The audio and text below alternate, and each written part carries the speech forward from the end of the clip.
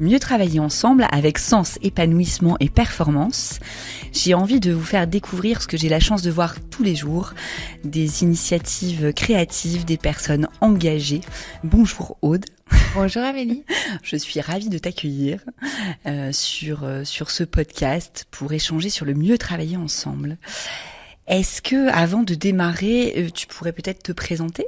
Eh bien, avec plaisir. Donc moi, je suis Aude Guénaud, je suis la fondatrice de Plume, qui est un assistant d'écriture qui permet aux parents et aux enseignants de donner l'opportunité aux enfants et aux élèves de mieux s'exprimer à l'écrit et de développer leur plein potentiel en expression écrite. Super. Alors, on se connaît depuis un moment maintenant, toutes les deux. C'est vrai. Et j'ai eu la chance de te suivre depuis, pas tout à fait le début, mais presque de ton aventure. Bah si, les prémices. Je crois que je venais peut-être d'immatriculer la société. Ouais, mais... Ok, très bien. Donc les tout débuts. Tout début. Et j'ai toujours été impressionnée par ton engagement et voire même une forme de radicalité sur le bien travailler ensemble. La notion de ensemble, de prendre soin, elle est importante. Et donc j'aurais bien aimé que tu me dises ce que ça t'évoque, ce mot. Eh bien, c'est sûr. Donc, les gens qui me connaissent savent que je suis une personne légèrement excessive. Donc, je fais toujours les choses de façon radicale. Je ne sais pas si c'est une vertu ou pas, mais en tout cas, en effet, il se trouve qu'une des 3 valeurs de Plume, c'est choyer. Oui. On a 3 valeurs: inventer, élever et choyer. Pourquoi choyer ? Parce qu'en fait, je trouve que c'est une version beaucoup plus concrète du care. Souvent, on parle du care, donc le soin. Mais choyer, c'est encore plus que ça, en fait, selon moi. Pourquoi choyer ? Parce que nous, nos utilisateurs sont des enfants. Donc, on doit faire vraiment très, très attention, notamment puisqu'on est un assistant d'écriture. Donc, on propose une application. Ça signifie qu'on a des données de ces enfants-là. Donc, il faut vraiment en prendre soin. On connaît toute la problématique qui est inhérente aux écrans. C'est-à-dire qu'il faut proposer quelque chose qui vraiment va faire grandir et pas quelque chose qui rend passif ou qui accapare l'enfant. Il faut vraiment qu'il puisse être acteur de son développement. Donc c'était à l'origine notre choix pour choyer. Mais en fait, je me suis vite rendu compte qu'en relation avec le choix qu'on a fait RH, qui est d'être une société en full remote, que ce choyer, en fait, il devait s'appliquer à tout le monde, c'est-à-dire aux partenaires et surtout à nos salariés. Donc, qu'est-ce que ça m'évoque ? Ça m'évoque que c'est très dur d'être une société en remote. Donc, en fait, on est 12 salariés, on est 2 à Paris. Enfin, souvent, je suis seule au bureau même, parce que même Juliette, qui vit à Paris, en réalité, utilise beaucoup le télétravail pour son organisation personnelle. Et du coup, ça nécessite de tellement prendre soin les uns des autres, parce qu'en fait, si on ne fait pas très très attention, les relations, rapidement, elles se grippent à distance. Et ça nécessite d'avoir un lien qui est un lien très construit, très dans la transparence, très à l'écoute, très aussi dans l'autonomie. Ça, c'est quelque chose dont je me rends compte. C'est-à-dire qu'en fait, on a besoin ce sont des choix RH, hein, quand on recrute. On a besoin de gens qui sont très, très proactifs, mais aussi très autonomes. Et alors, le choyer, parce que c'est une valeur très forte, d'autant plus en remote. Est-ce que tu peux nous donner des exemples concrets où vous choyez au quotidien ? Eh ben, écoute, un exemple, on a un système de parrains, marraines. On a des buddies dans l'équipe. C'est-à-dire que quand tu arrives dans la boîte, en fait, on te donne un buddy avec lequel tu n'as aucune relation hiérarchique, même si on a un fonctionnement qui est quand même très horizontal. Mais en fait, une personne à qui tu vas pouvoir demander des éléments d'explication sur la culture si c'est pas clair, comment réagir de telle ou telle façon. Donc, une personne qui va prendre soin de toi, en fait, dans l'équipe, de façon particulière. Ok, super. Et dans une semaine classique, avec tout ce qu'il y a à délivrer, tu as des exemples aussi de moments où vous choyez. C'est quoi ? C'est un coup de fil ? C'est un café à distance ? En fait, on a vraiment des rituels de choyer. Donc, par exemple, pendant nos séminaires, on s'écrit des lettres de gratitude. Ok. Donc, Évidemment, on adore écrire, donc l'écrit tient une part vraiment importante dans notre culture. Donc, c'est important pour nous de remercier les uns et les autres. Donc ça, c'est un exemple. Un autre exemple, on a institutionnalisé aussi le fait de lire des livres ensemble pour nous élever ensemble et grandir sur des problématiques. Mais ça peut être sur... on a lu un livre sur l'intelligence artificielle, mais ça peut être aussi sur des problématiques RH, ça peut être sur des problématiques marketing, etc. Et donc, en fait, on lit ensemble un livre et on a des moments d'échange sur des problématiques pour se dire, on va utiliser l'intelligence collective on se fait confiance pour trouver une solution ensemble sur tel ou tel sujet. D'accord. Ah, c'est dingue, j'avais jamais entendu ça. Donc vous vous dites, tiens, on se donne un mois pour se lire ce livre. Ouais, c'est un trimestre en fait, c'est un livre par trimestre. Un livre par trimestre. Ok. Bon, très bien. Donc ça, c'est des vrais exemples de choyer. Tu as d'autres valeurs parce que tu parlais de l'autonomie. Donc les 3 valeurs, c'est donc élever dans le sens de élever le niveau, comme notre Premier ministre aime bien le dire, mais c'est aussi élever.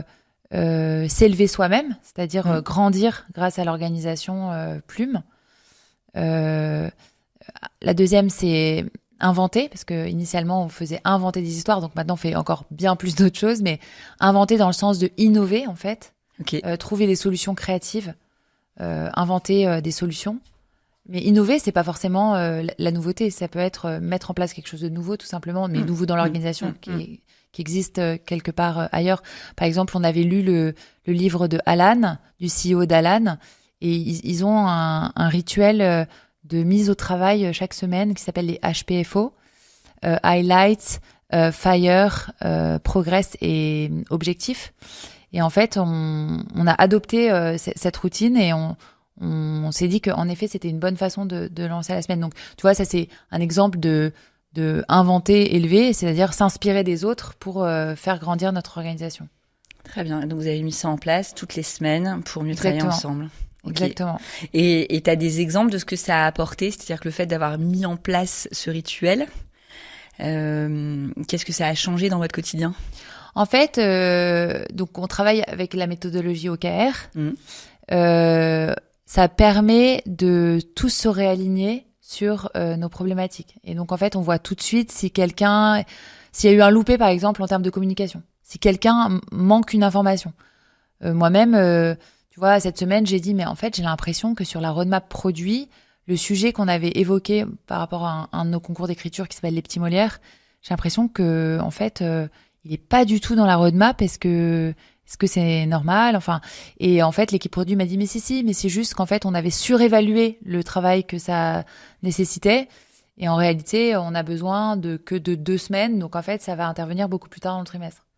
Très bien. Donc, tu vois, voilà. En fait, du coup, les gens hyper en autonomie se rendent compte des ajustements apportés par eux-mêmes.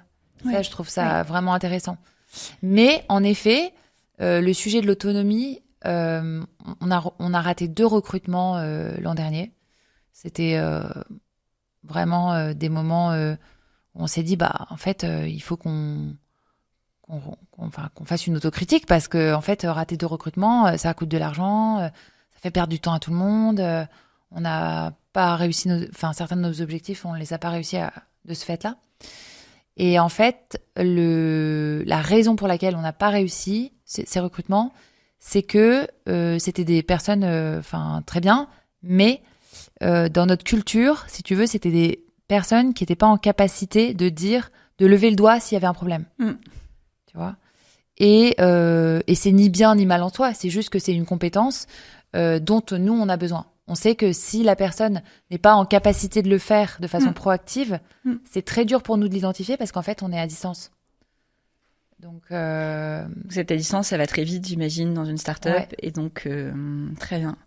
Ouais, ça, on le note quand même très souvent dans la difficulté à travailler ensemble, entre la capacité à dire, parce que quand tu parles avec ces gens-là, la plupart du temps, ils te disent, mais oui, mais moi, c'est aucun problème pour demander de l'aide. Et pour autant, quand tu arrives dans le travail quotidien, dire là j'y arrive pas, élever la main pour dire je vais pas y arriver, je vais pas faire mon objectif dans les temps, je me sens pas capable de le faire à ce moment-là pour ces raisons-là, ça reste très difficile. Mais je pense que certaines organisations peuvent fonctionner. Mais ça sans n'est pas cette compétence-là, à ce niveau-là. Exactement. Mais c'est juste que ça n'est pas notre organisation. Oui, tout à fait. Et je me rends compte que c'est à nous de l'identifier en fait. Ok. On a besoin de personnes qui soient proactives. Ok. Ouais, donc ce que j'aime bien dans ce que j'entends, tu vois, c'est à quel point tu analyses ta culture d'entreprise pour en permanence pouvoir continuer à la vivre en prenant soin de tout le monde. Tu vois, là, dans tes mots, moi, j'entends bien le choyer, de dire voilà, c'est rien contre eux, c'est rien contre nous, on a fait du mieux qu'on pouvait, maintenant on relit, on apprend, on s'élève. Et donc, très bien. Et est-ce que t'as d'autres, parce que je vois... voilà, ça c'est des exemples très très concrets. À quel moment dans une organisation comme la tienne, c'est difficile de travailler ensemble? Alors, c'est difficile de travailler ensemble parce que les gens le soupçonnent pas forcément, mais on est une boîte très tech. C'est-à-dire qu'on travaille vraiment un moteur d'intelligence artificielle à partir des écrits d'enfants. Donc, c'est des compétences qui sont vraiment de data science, d'ingénieurs, en IA. On travaille avec des labos, on travaille avec le CNRS et INRIA, etc. Donc, en fait, une partie vraiment très scientifique côtoie vraiment une partie très pédagogique. Donc, des enseignants qui sont pas forcément acculturés à qu'est-ce que c'est que la recherche. Voilà, donc ce sont des champs qui ne se côtoient pas forcément et qui pourtant gagnent à le faire. Et ensuite, tu as tout le champ du marketing et de la communication, de la vente que moi je lead. Moi, je lead chez Plume, le marketing et les sales. Et Juliette, mon associée, lead la pédagogie et le produit. Et Adrien, le troisième larron, lead la recherche et la tech. Donc, si tu veux, c'est quand même 3 pôles qui doivent s'interconnecter d'une façon, la recherche et la tech au service du produit et de la pédagogie, et pas l'inverse. Et le marketing et les sales et la vente se déploient à partir du produit, tu vois. Donc, il y a en permanence des ajustements, tu vois. Une fois, j'avais montré à l'équipe, j'avais fait un tableau où, en fait, à un moment donné, je m'étais dit, tu vois, c'est une réflexion très intéressante. Je m'étais dit, en fait, il faut même peut-être repenser l'organisation de l'équipe et de la société. C'est-à-dire, est-ce que ça a du sens, finalement, d'avoir une équipe produit et tech qui est scindée? Je me posais vraiment la question, tu vois. D'un côté, t'as le produit et la recherche et la tech. Et de l'autre côté, on pourrait avoir le marketing sales. En fait, ça fonctionnait pas comme ça. Enfin, ça fonctionnait pas parce qu'en fait, il y a des façons de travailler qui sont trop différentes. Tu vois, la tech, vraiment, ils travaillent avec des tickets, avec des sprints, etc. Alors que le produit, ils vont faire de la recherche utilisateur. Enfin, c'est vraiment vraiment pas pareil. Mais pour autant, tu vois, la question de l'organisation et de la structure de la boîte a un impact très fort sur la façon dont les gens vont travailler ensemble. Oui. Et alors, comment vous avez travaillé ça?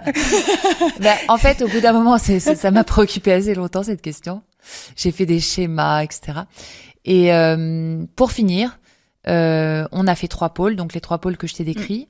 On a rapproché le marketing et les sales en disant il y a un marketing direct qui adresse les familles et les enseignants, et il y a un marketing et des ventes qui adressent les grands comptes. Okay. Donc, mais on a rapproché le marketing et les sales ensemble, et le fait est que ça fonctionne très très bien ensemble.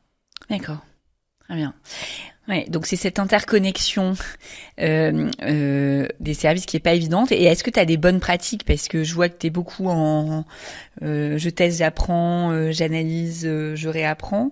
Est-ce que tu as des bonnes pratiques là-dessus où tu te dis sur cette interconnexion? Parce que je pense que c'est un endroit où c'est partout. Il y en a d'autres qui appellent ça le travail en silo. Mais finalement, réussir à faire en sorte que tout le monde travaille ensemble pour avancer quels que soient les rythmes différents de chaque verticale ensemble, c'est un vrai sujet. Et donc ça m'intéresse d'avoir ton retour d'expérience.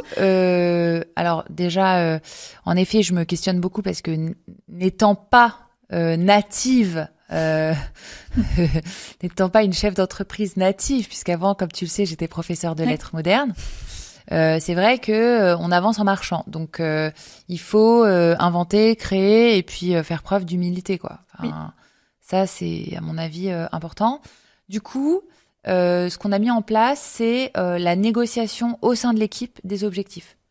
C'est-à-dire que on a une journée qui s'appelle la journée plus mignonne, où les plus mignons viennent. Et en fait, la première phase, c'est une phase de listing de tous les sujets qu'on a dans toutes les équipes. Donc ça, sans aucune censure. Donc ça, c'est le premier temps. Donc on a un grand fig jam où tout le monde a le droit de rajouter tout ce qu'il veut. Mes sujets, c'est ça, etc. J'ai ce deal en cours, j'ai cette recherche, ce projet R&D, etc. Donc ça, c'est la première phase. Alors un fig jam pour les auditeurs qui connaîtraient pas. Un fig jam, c'est comme mettre plein de post-it sur un mur, mais de façon dématérialisée. Ok, très bien. Pour pouvoir en garder la trace. Voilà, donc c'est un grand brainstorming numérique. Donc ça, c'est la première phase. Ensuite, moi, à la lumière de tout ce qui est écrit, je prépare pour l'équipe les objectifs du trimestre. Alors en fait, on se tient généralement à des objectifs par semestre, mais chaque trimestre, on les renégocie. Donc en fait, je les pré-rédige. Et ensuite, pendant la journée plus mignonne, on fait des arbitrages. C'est-à-dire que, par exemple, la tech va dire « Ah non, mais ça ne passera jamais ». Enfin, et c'est vrai. C'est-à-dire que, en fait, si l'équipe dev dit on ne peut pas », bah en fait, c'est eux qui savent. Enfin, moi, je sais pas mieux qu'eux si ça passe ou si ça passe pas. Après, moi, je peux leur dire bah en fait, je suis désolée, mais ce sujet il est bien plus prioritaire pour je sais pas, le chiffre d'affaires, les actionnaires ou je sais pas, mais je peux expliquer l'urgence, etc. Mais c'est eux qui arbitrent sur la charge de travail, leur capacité à délivrer, puisque chacun est responsable du fait qu'on va délivrer. Donc il y a quand même une grande confiance là. Bah oui. Bah non, mais bon, moi, si tu veux, je peux pas savoir si ça tient ou pas. Donc, si tu veux, chacun dit, donc l'équipe tech dit, l'équipe market sales dit, l'équipe produit dit, etc. Et donc, on fait des arbitrages. Donc là, on arbitre les objectifs. Et c'est très important pour nous que ce soit des objectifs ambitieux mais réalistes. En fait, on a fonctionné pendant un an et demi avec des objectifs totalement irréalistes et en fait, c'était catastrophique. Les gens étaient démotivés, on n'atteignait pas les objectifs. Donc là, on est hyper content parce que ça fait 1 an et demi que vraiment, on voit que nos objectifs sont des vrais objectifs.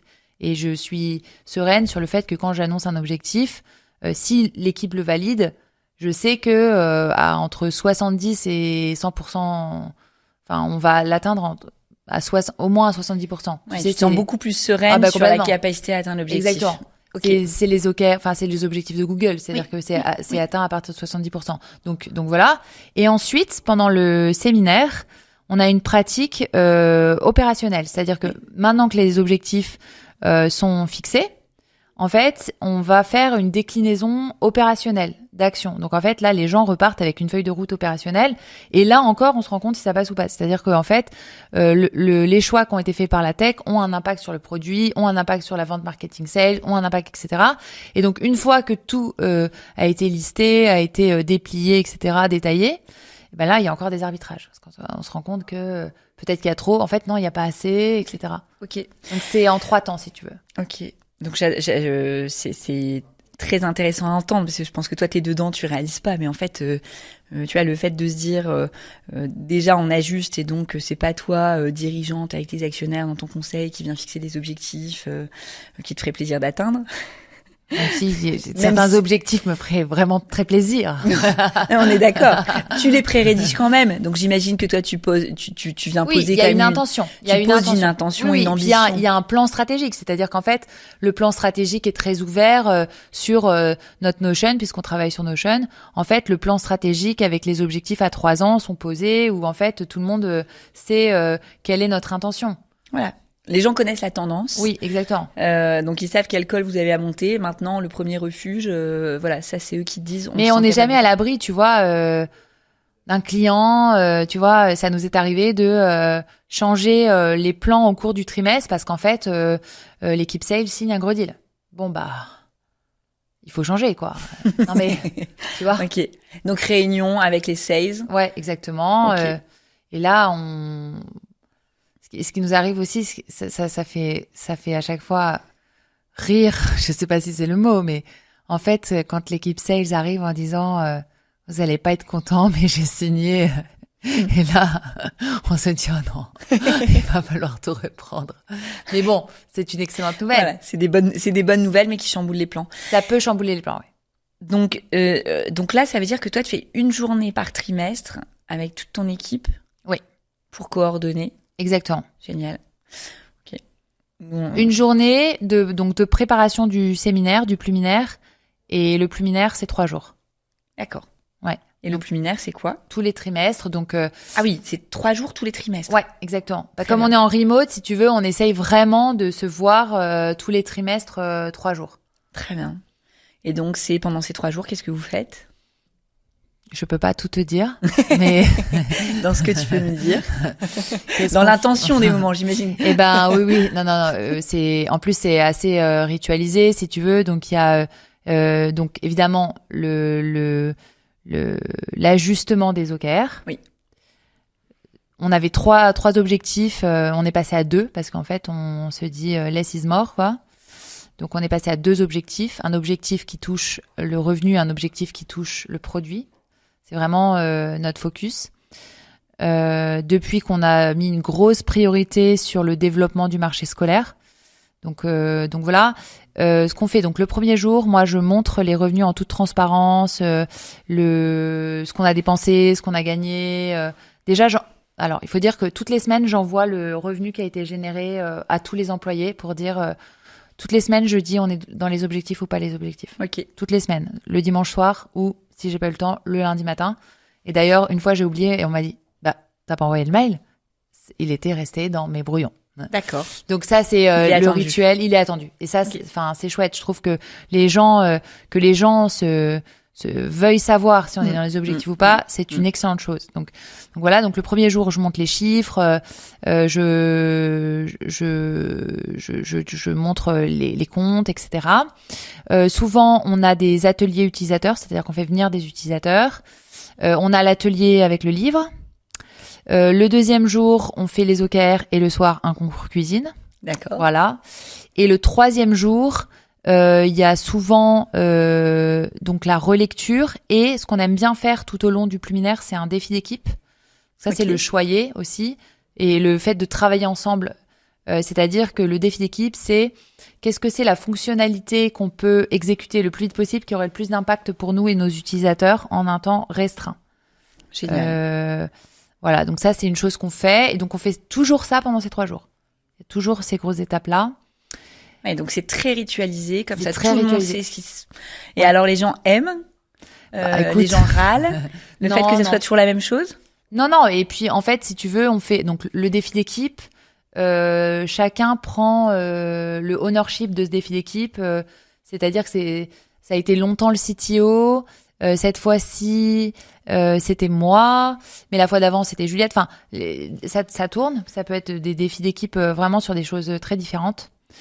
Voilà. Les gens, je pense que les gens apprécient le fait que déjà il y a une grande transparence. Enfin, pour moi, c'est super important la transparence parce que souvent il y a des choses que quand je les expose vraiment clairement à l'équipe.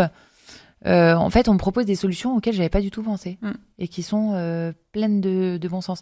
Je pense par exemple à notre sales là qui s'appelle Thomas, qui m'a remanié la stratégie commerciale en fin d'année dernière, donc en juin dernier, d'une façon tout à fait intéressante et ça a généré chez nous une nouvelle opération de monétisation qui nous apporte pas mal de revenus. Et en fait, c'est son coup d'œil qui nous a vraiment mis dans la bonne direction. Donc, tu vois, je trouve qu'il y a vraiment une vertu à la transparence. En fait... Alors, comment tu crées ça? Parce que je trouve ça absolument génial. Comment, tu vois, si tu as des gens qui disent tiens, je trouve ça génial, mais par où je m'y prends? Par où je commence? Qu'est-ce que tu fais? C'est toi, tu te dis tiens, C'est un échange informel qui aboutit à ça. C'est toi qui provoque une réunion où tu dis tiens, je suis un peu Il y a perdue un là-dessus. point, en fait, il y a des points, il y a un point d'intelligence collective où chacun peut apporter ses sujets, en fait. D'accord, qui est ritualisé. Séminaire. Oui.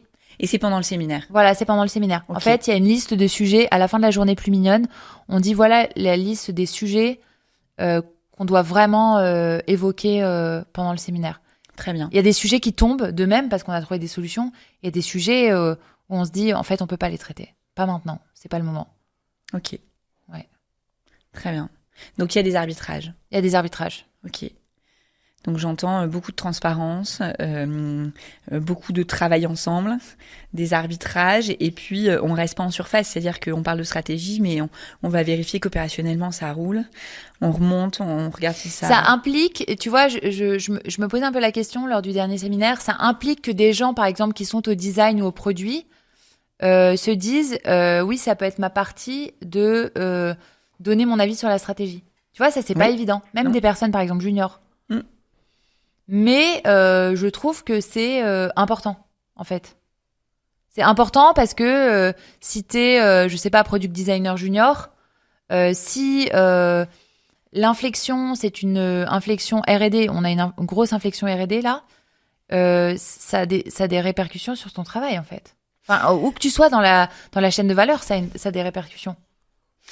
Oui, donc toi, tu crées des moments pour être sûr que tout le monde puisse, même s'ils ne se sentent pas autorisés, commencer à réfléchir à la stratégie. Et puis, après, au fur et à mesure, j'imagine qu'ils contribuent de plus en plus. Bah oui, et ensuite, on évalue ça. C'est-à-dire qu'en fait, tous les moments d'équipe sont évalués. C'est-à-dire que j'envoie ensuite un questionnaire en disant qu'est-ce que vous avez pensé de ce moment, est-ce que vous pouvez me faire un retour Ok. Et alors? Parfois, je suis pas contente de ce que les gens disent. Bon, enfin, c'est le jeu, hein. Parfois, tu sais, c'est le principe du feedback constructif. Tu le prends ou tu le prends pas, mais en tout cas, c'est bien de l'avoir. C'était récemment un dirigeant qui me dit ça. Il me dit un de mes rôles, c'est quand même de créer les espaces pour entendre ce que j'ai pas envie d'entendre. Oui.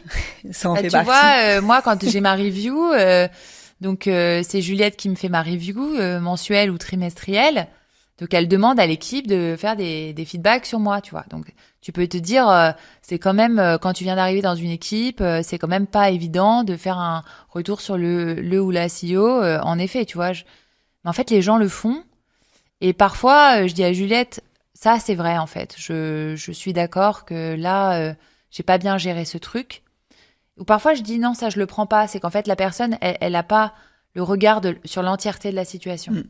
C'est vrai. Donc je comprends qu'on puisse penser ça, mais c'est pas l'entièreté de la situation. Donc je le prends pas. Tu sais, c'est le bouquin Radical Candor où tu dis, enfin, c'est super de faire des feedbacks. Après, tu prends ou tu prends pas. Enfin, tu tries. Oui.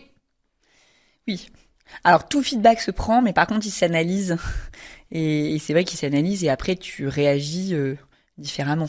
Ouais. Et, ouais, c'est une grande humilité de ta part quand même pour travailler ce mieux travailler ensemble parce que c'est quand même engageant. Je veux dire, t'as un métier où t'as beaucoup de sujets en tête, t'as beaucoup de responsabilités, beaucoup de stress.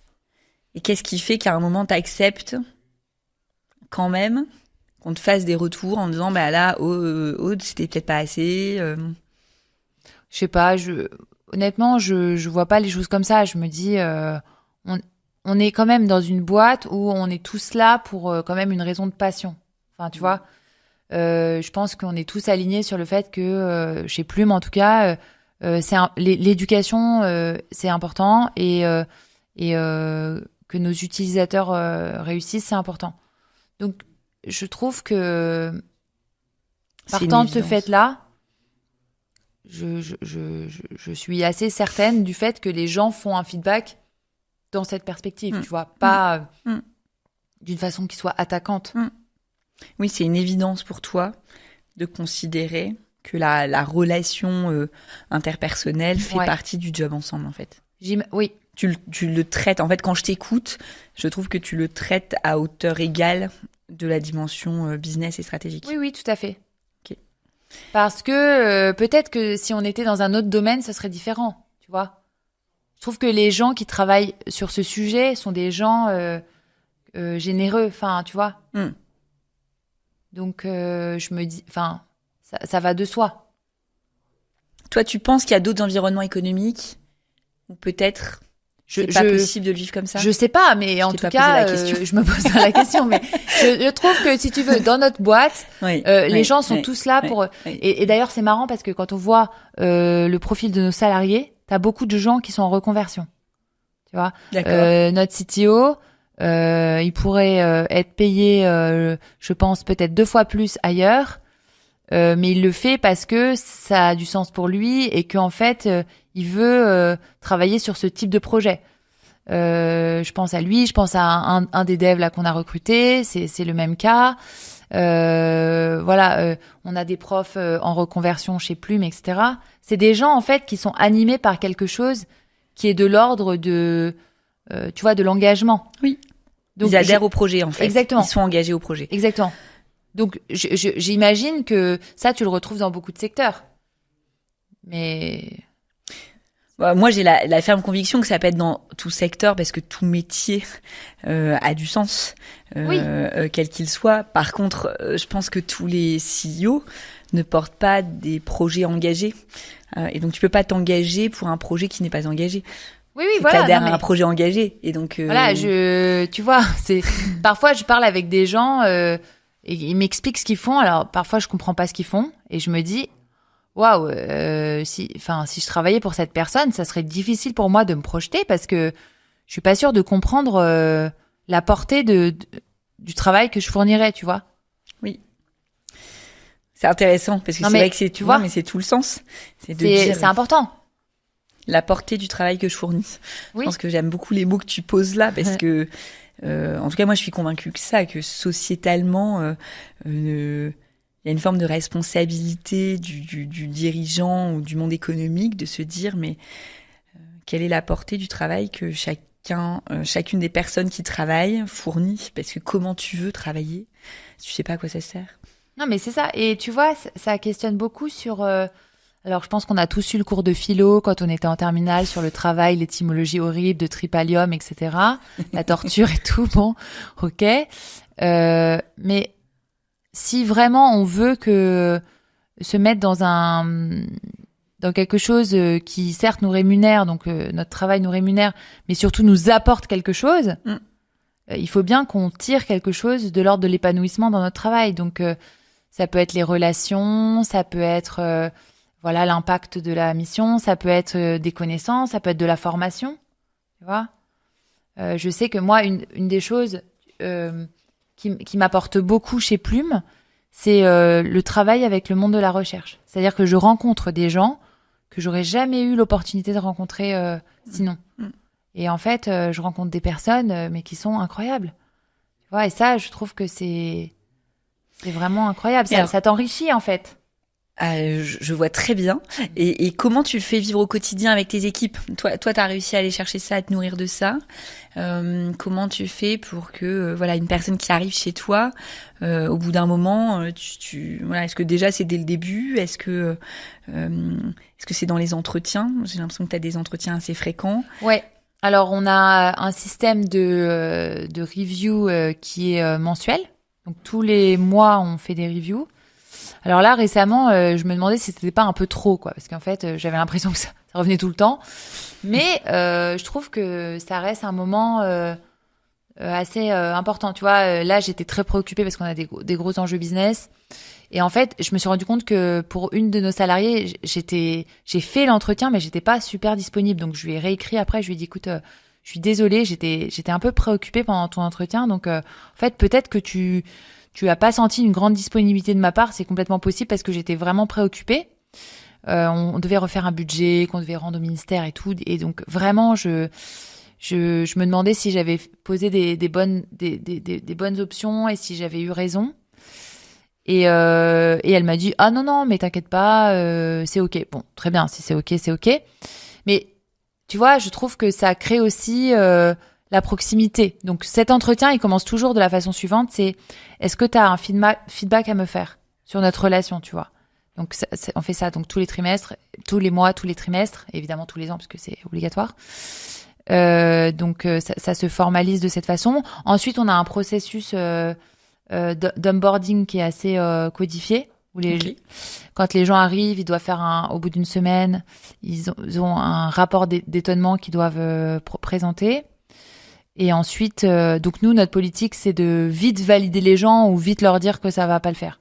Ok. Parce que je trouve que, faut être quand même sincère. Si au bout de 1 mois et demi, ça marche pas, tu vois. C'est pas grave. On travaille quand même, on a une culture quand même assez marquée, je pense. Ok.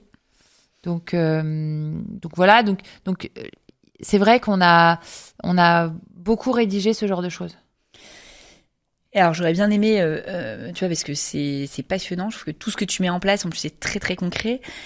Est-ce que parfois t'as été trop loin, t'as touché des limites, où tu t'es dit Alors déjà, on a demandé à quelqu'un de nous aider pour ça, parce qu'en fait, j'avais pris un consultant RH pour ça, parce que justement, je recrutais très mal.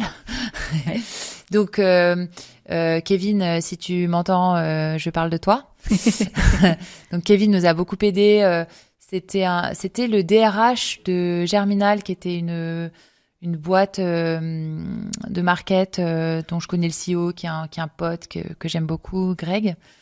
Et d'ailleurs, c'est Kevin qui m'a trouvé ma première employée, Johanna, parce qu'il est vraiment très fort. Et donc Kevin a rédigé tous les process. Il a tout rédigé. C'est des templates sur Notion qu'on a, de sorte que c'est très ritualisé. Voilà. D'accord. Et donc ça, c'est toute la structure. Et est-ce qu'à certains moments, tu t'es dit, mince, j'ai été trop loin dans le choyer, j'ai été trop loin dans les entretiens, j'ai été trop loin, tu vois, dans le prendre soin, dans le... Parfois, tu vois, c'est marrant parce que je me dis, parfois j'ai des demandes qui arrivent et je me dis, franchement, les gens ne se rendent pas compte, quoi. Tu vois, ce sentiment en tant que dirigeant où tu te dis, ne poussez pas trop là, les gars. Oui. Tu vois, je pense que tous les dirigeants ont ça. En fait, t'es là, oui, mais moi, je me saigne pour ma boîte, je fais le maximum et tout, et vous me faites des demandes, pardon, mais c'est un peu superficiel. Bon, alors il faut faire la part des choses, parce que parfois on ressent ça, mais on ressent ça parce que c'est dur, on ressent ça parce qu'on est fatigué, on ressent ça parce que tout ne va pas comme sur des roulettes. Mais en fait, dans le fond, les gens, ils demandent un espace de travail qui soit une safe place, en fait, tu vois. Donc en fait, quelque part, c'est à toi de dire si ça te convient ou ça te convient pas. Ouais, donc dans ce que j'entends et tu vois, de ce que tu dis, c'était très connecté à toi, le moment où ça te va, t'analyses, est-ce que je suis fatiguée, voilà, est-ce que c'est moi qui suis saturée, donc je surréagis un petit peu. C'est moi, je dis à Juliette, c'est moi ou c'est un peu too much? Oui. Wow. Oui, c'est ça. Mais donc t'as tes garde-fous et en même temps, quand c'est trop, j'ai l'impression que tu réagis et t'as des espaces pour réagir. Et t'as pas trop de difficultés dans ce que j'entends à dire. Non, et parfois je dis que les choses me conviennent pas. Tu vois, par exemple là, j'avais un truc où je me suis retrouvée à sortir le bilan. Comme chacun sait, c'est un moment extrêmement pénible, la sortie du bilan. Et en fait, je me rends compte qu'il manque, je sais pas, 135 de justificatifs et tout. Je dis non, là, ça c'est pas possible. Je veux dire. Okay. Ça, c'est pas prendre soin de moi. Je veux dire, non, ça, non, j'accepte pas. Donc, en fait, tu vois, on a le droit d'avoir on a le droit d'avoir des attentes. Je veux dire. Bien sûr. Au contraire, je trouve ça vachement sain que tu le fasses. Mais donc, c'est intéressant de t'entendre aussi à cet endroit-là, de dire, je mets plein de choses en place. Et je sais aussi dire, là, c'est trop. C'est-à-dire que j'ai vraiment l'impression qu'il y a l'équilibre entre, j'essaie de prendre soin de moi. En fait, tu sais, je pense que quand les gens, tu vois, typiquement, il manquait 135 justificatifs, je dis 135, mais c'était peut-être plus, c'est parce qu'en fait, il manquait un process. Tu vois, c'est parce qu'en fait, il manquait quelque chose. Donc, en fait, maintenant, c'est réglé comme sur du papier à musique. J'ai rajouté au pluminaire l'examen du manque des justificatifs. Donc, en fait, c'est plié, en fait. Les gens savent que je vais arriver au moment d'examen des chiffres et je vais dire by the way les gars bidule machin et truc j'ai pas reçu ça donc en fait j'en ai besoin. D'accord. Donc t'as demandé à ton comptable. Ah ouais, notre responsable administrative Amélie elle s'appelle. D'accord. De te sortir tout le manque des justificatifs mais de manière un peu plus fréquente. Exactement. Ok. Très bien. Bon magnifique. J'aime bien parce tout le monde a bien compris que c'était un sujet qui m'angoissait, ce truc, et que j'allais pas refaire l'an prochain 2 semaines de tunnel pour aller chercher les factures de tout le monde. Enfin, ça, c'est sûr. Parce que là, tu me l'exprimes assez simplement. C'est dur de leur dire ça? Ou Non, après, c'est spontané. je pense qu'il y a aussi le sujet de la taille d'équipe, tu vois. C'est-à-dire qu'on est encore 12 là. Mais quand on sera 30, heureusement qu'on aura eu ce temps de construction des choses pour que ça fonctionne à 30. D'accord. Là, ça fonctionne très bien et je pense que justement cette construction du soin qu'on a les uns pour les autres fait que tu peux pinguer Polo en lui disant j'ai pas reçu ça, tu vois. Oui. C'est bien vécu par les gens parce que c'est vrai en fait qu'on l'a pas reçu. C'est pas grave, mais juste. Et le suivi des process est plus facile quand t'es 12. Ok. Ça, c'est un vrai sujet, je pense. Le sujet de la taille d'équipe en relation avec le bien travailler ensemble, c'est dur parce que t'as un niveau de relation qui est pas encore trop dilué, tu vois. Les gens ont tous accès à toi assez facilement. Oui. T'es en management, t'es pas en management de management. C'est ça. Oui. C'est un nœud cap. Non, mais c'est un vrai sujet. C'est un gros sujet et que d'ailleurs rencontrent les entreprises qui grandissent très très vite. Et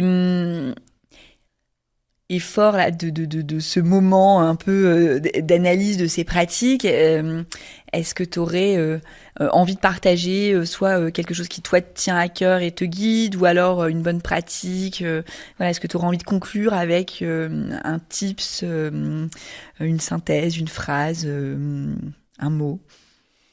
Sur le bien travailler ensemble? Ouais. Tu vois, il y a une chose un apprentissage que j'ai eu en 2023. En fait, je pense qu'il faut pas avoir peur d'être, et la boucle est bouclée, il faut pas avoir peur d'être radicaux. Parce que j'ai reculé sur des choix RH en 2023 pendant assez longtemps. Et quand finalement j'ai posé ces choix, tout le monde a été soulagé dans l'équipe. Tu vois, même sur la façon de travailler, etc. On a dû se rendre rentable très très rapidement en 2023 pour des raisons du marché du private equity qui s'est rétracté de façon assez violente. Et du coup, on a fait des choix RH qui étaient qu'on a arrêté, on a gelé les recrutements. Les personnes qui étaient en période d'essai, on leur a dit qu'il fallait qu'elles partent, donc c'était assez dur. Donc ça concernait donc 2 personnes. Et en fait, j'ai senti, c'est marrant parce que j'avais un peu peur de la réaction de l'équipe et j'ai senti en fait que l'équipe était soulagée et ensuite m'a dit en fait ce que tu as fait dans la transparence, en fait, ça nous a donné encore plus de confiance. Il y a eu une accélération en fait au niveau de l'équipe. Ils se sont sentis en sécurité. Ouais, je pense et du coup moi ça m'a réassuré en fait dans ma posture de manager, quoi. Donc c'est pas facile, hein, mais je pense que la radicalité, c'est ce que dit ce que dit dans son bouquin le gars de Netflix. La radicalité en fait elle est nécessaire quand on veut avancer de façon sereine, en fait. Bon merci pour cette boucle bouclée, je te reconnais bien là. Merci à tous de nous avoir écoutés sur ces sujets. J'espère que vous aurez trouvé à la fois de l'inspiration et puis plein de petites astuces pratiques pour mieux travailler ensemble. À très bientôt.